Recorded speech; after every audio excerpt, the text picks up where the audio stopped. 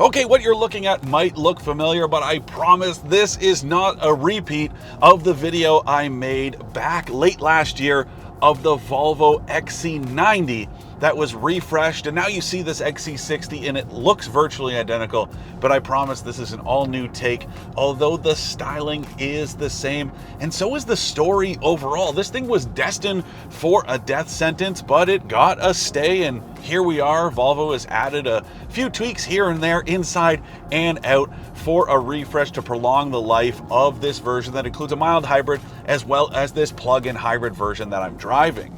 Now, yes, it is going to take a keen eye to notice the changes, but the first one is up front, this grille that has this sort of intersecting treatment that I really like. Now, the XC60, it is finished in black, whereas the XC90, it has that nice little bright work that spruces it up a little bit, although I will say I like the look of this one just fine. Then there's also the same smoke taillight lenses you get on the XC90. Inside, 11.2 inch touchscreen. That's this freestanding style.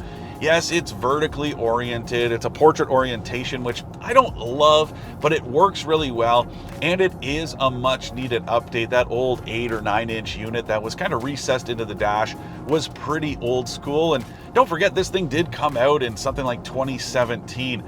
In-vehicle entertainment and infotainment has come an awful long way since then, so it's nice to see this thing keep up with some of the more modern vehicles out there. One thing to point out, yes, it does have Apple CarPlay, but it is not wireless. It is a wired CarPlay connection. That's important to note. It's still got the Google built in. That means it doesn't have Android Auto, but it's got integrated Google Map.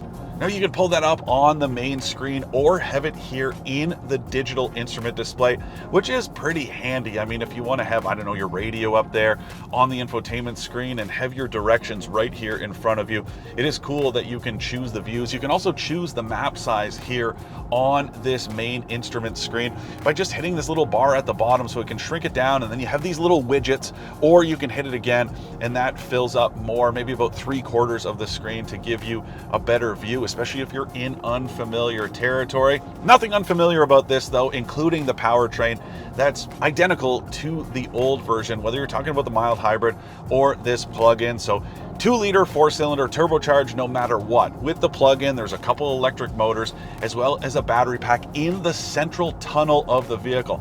It's positioned there for better balance. The one that goes under the back seat or in the trunk, like you get most plug-in hybrids, well, that does throw the weight off just a little bit. Here, it's nice and central in the vehicle, so you don't notice it. It stays very neutral. 58 kilometers of range, not spectacular, but not terrible. That means it is going to need to be updated or replaced as we get closer to those ZEV mandates that are going to call for 80 kilometers of driving range in a plug-in hybrid like this one.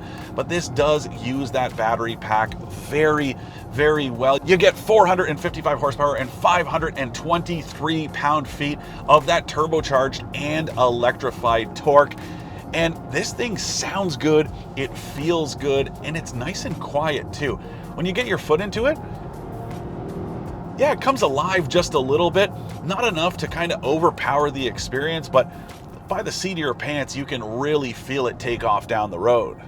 Now, pricing for this 2026 version has not been announced, but if you take a look at the 2025 version, the pre-facelift started about $63,500 before freight and tax for the plug-in, and then it ranges up to $87.5 grand for the Ultra, this version that I am driving. Expect those prices to increase just a little bit, but I gotta say, I do think it's worth it. This has long been sort of my sleeper pick. Every time I drive the XC60, I'm always surprised that I forgot just how good it is. Yeah, it's been around for a while, and this refresh is going to keep it around for that much longer, but there's nothing wrong with that.